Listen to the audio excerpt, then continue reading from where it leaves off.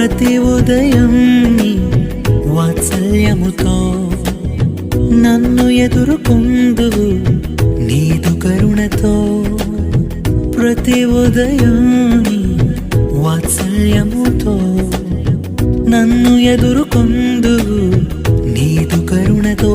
తరములలో ఇలా సంతోష కారణముగా నన్నిల చేసినావు నీకే స్తోత్రము. తరములలో ఇలా సంతోష కారణముగా నన్నిల చేసినావు నీకే స్తోత్రము. పాతవి గతించిపోవును, సమస్తం నూతన మగును. నీలో ఉత్సహించుచు నీకై ఎదురు చూతును.